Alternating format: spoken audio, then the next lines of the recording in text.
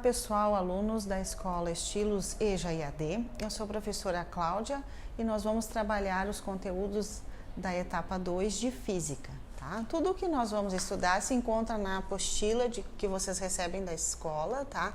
Na página 114 até a página 123.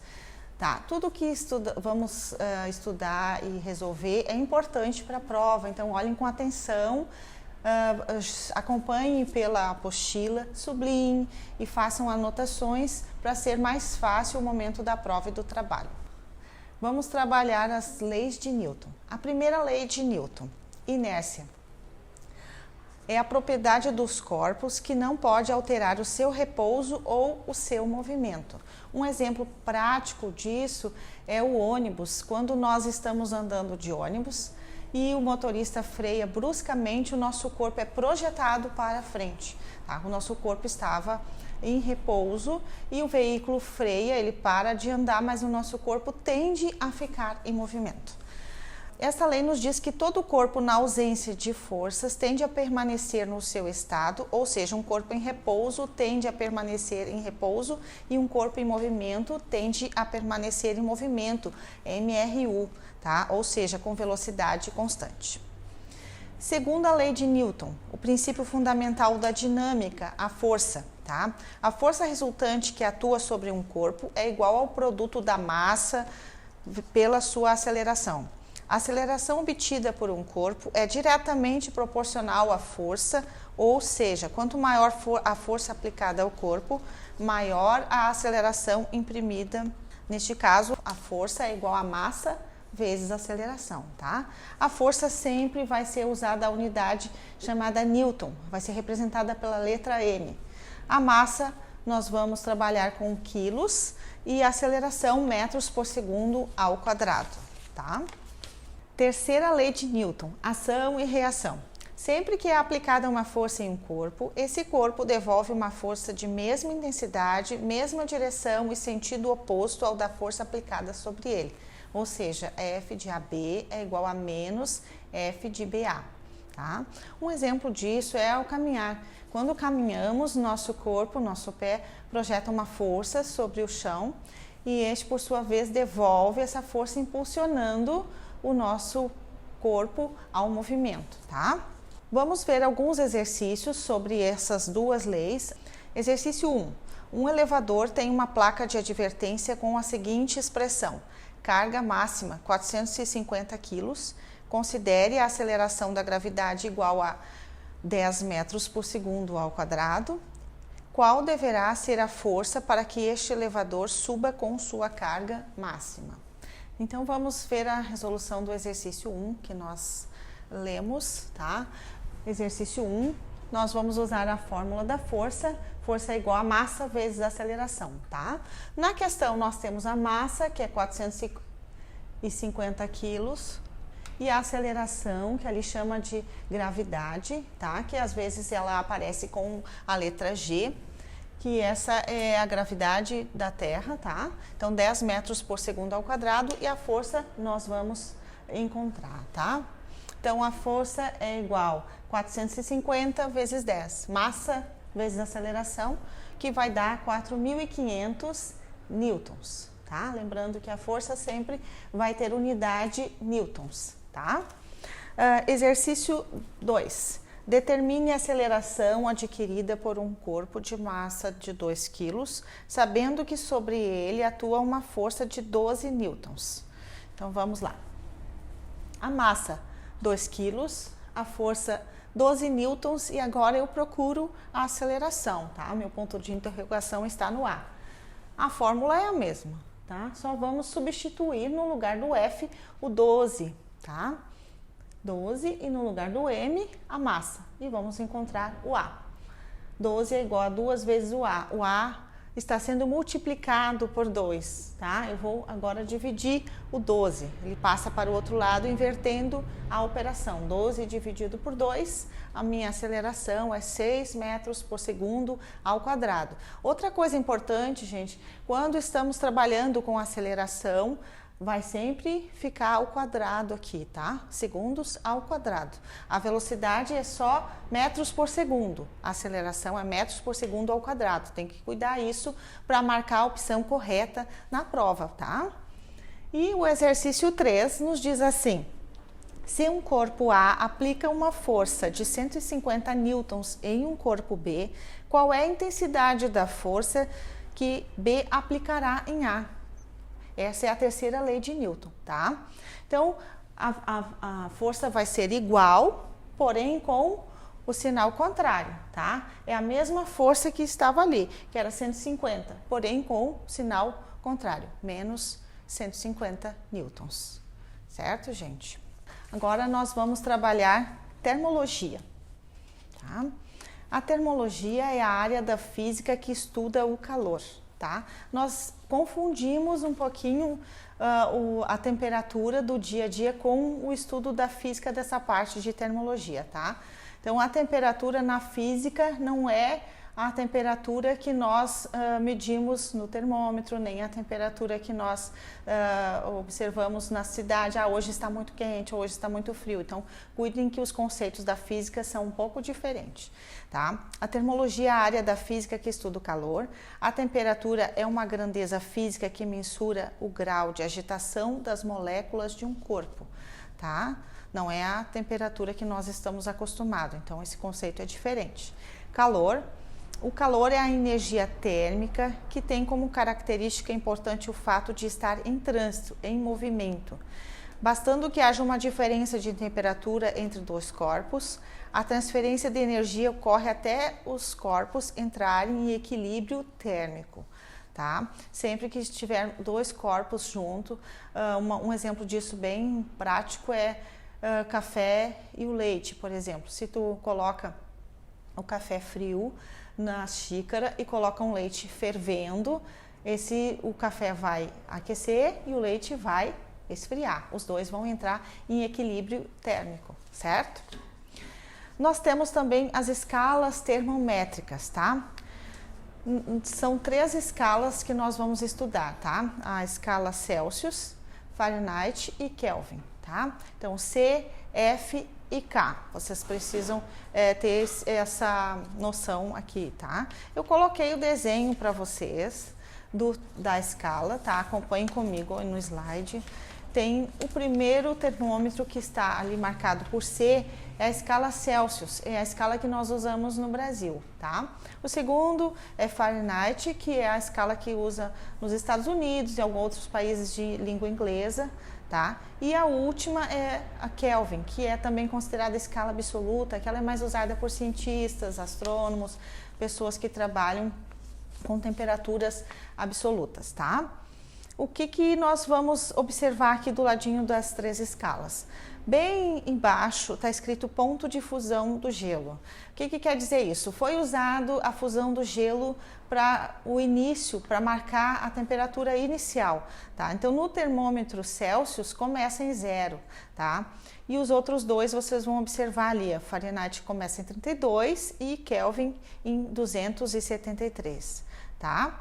E lá em cima está escrito ponto de ebulição da água, tá? Então, o nosso termômetro termina em 100, que é o Celsius, tá? É o ponto de ebulição da água fervendo, tá? E os outros dois é 212 e 373, respectivamente, tá? Através desses termômetros, dessas escalas, nós temos fórmulas para transformar uma temperatura em Celsius para Kelvin, por exemplo, ou de Fahrenheit para Celsius, tá? Então, nós temos as fórmulas, vocês observem aí embaixo da escala, tá? As 2 fórmulas, e nós vamos trabalhar um pouquinho com essas 2 fórmulas em forma de exercício, tá?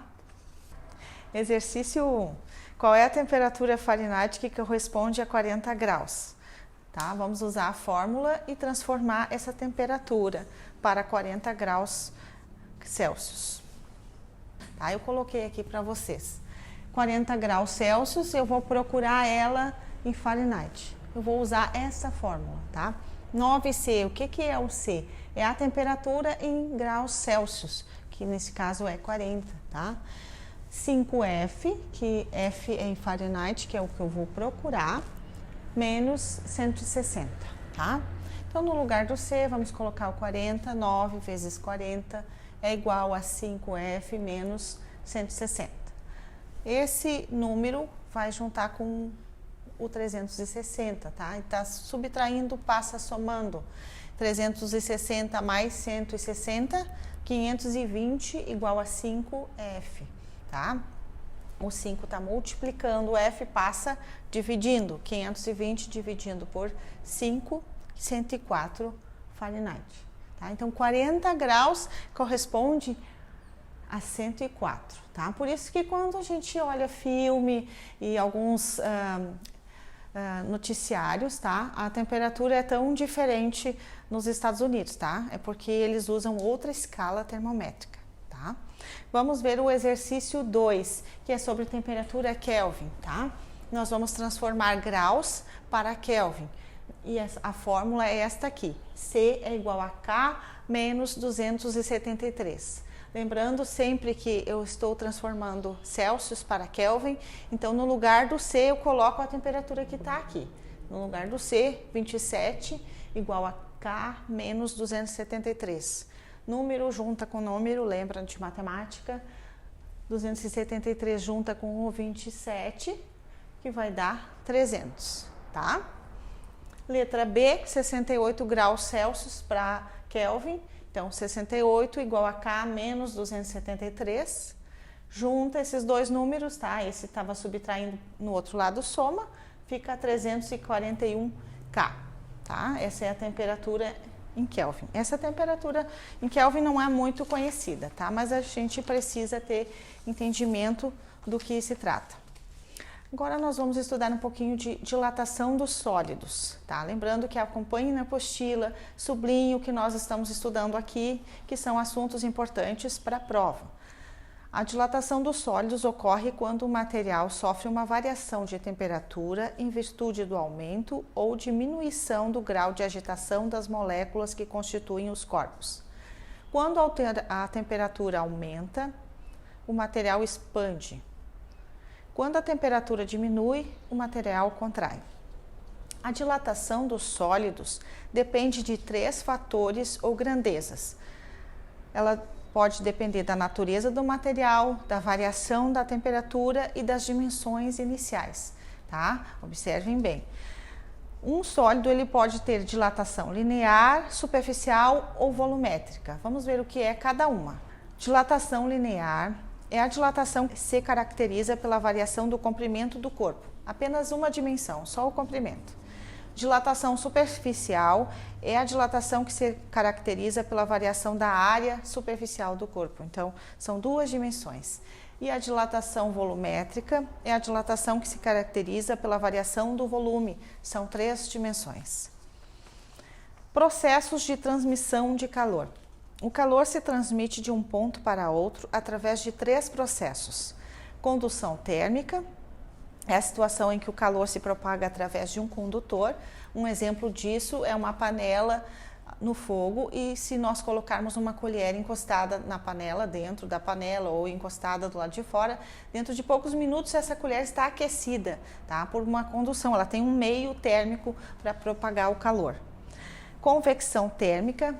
Essa consiste nos movimentos dos fluidos, que são líquidos e gases, tá? Essa é bem prática no momento em que nós ligamos o ar-condicionado, que o ar vai resfriando e ele vai descendo, por isso o ar-condicionado tem que ficar no alto da parede, o ar frio vai descer e o ar quente vai subir, tá? Que ele é menos denso. E radiação ou radiação térmica é a propagação de energia que não necessita de um meio material para acontecer, pois o calor se propaga através de ondas eletromagnéticas. Um exemplo bem que a gente usa muito é o forno de micro-ondas. Eletrostática é a matéria constituída por átomos e esses átomos, por sua vez, são constituídos de prótons, elétrons e nêutrons. Prótons, carga positiva, nêutrons, carga nula e elétrons, carga negativa. Condutores e isolantes. Condutores chamam-se de condutores as substâncias nas quais os elétrons se locomovem com facilidade. Um exemplo disso são os metais, o carvão, o corpo humano. Isolantes. Chamam-se isolantes as substâncias nos quais os elétrons não se locomovem com facilidade. Um exemplo, borracha, plástico, vidro, madeiras, etc. Processos de eletrização. Existem 3 processos de eletrização: eletrização por atrito, por contato e por indução. Princípio da atração, repulsão e elétrica. Cargas elétricas de mesmo sinal se repelem, cargas elétricas de sinais contrários se atraem. Desse princípio, nós temos a força elétrica, que é chamada lei de Coulomb. Na presença de 2 corpos eletrizados, surge uma força de natureza elétrica que é proporcional aos módulos das cargas e inversamente proporcional ao quadrado da distância entre eles. Ou seja, quanto mais próximo os corpos estiverem, maior será a força de atração ou repulsão entre eles. O que está dizendo essa lei? Se eu aproximar 2 polos de mesmo sinal, de um ímã, por exemplo, quanto mais próximo eles estiverem, como eles têm o mesmo sinal, maior será a repulsão. Se eu aproximar 2 polos inversos, por exemplo, positivo e negativo, quanto mais eu aproximar, maior a força de ligação, tá? É isso que a lei quer dizer aqui, tá? Quanto mais próximos os corpos estiverem, maior será a força de atração ou de repulsão entre eles. Tá, pessoal? Esse é o conteúdo da etapa 2. Muito obrigada por assistir o vídeo. Uma boa prova, boa aula e até a próxima etapa. Tchau!